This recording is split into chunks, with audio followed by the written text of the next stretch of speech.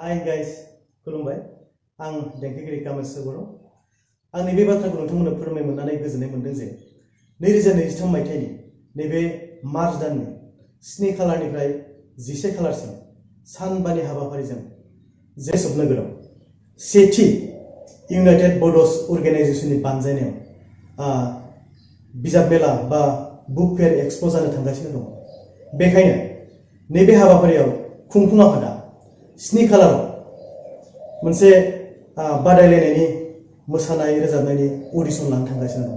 बेखायनो फंबाय बिनानावमोन जाफोर गोसो गुदुं रोजाबनाय मोसानायाव नोंथांमोना 7 खालारनि जा अडिशन बेवहाय फैनानै लैहोर लैहोर बाहागो लाफैनो थाखाय आं खावलायहरबाय।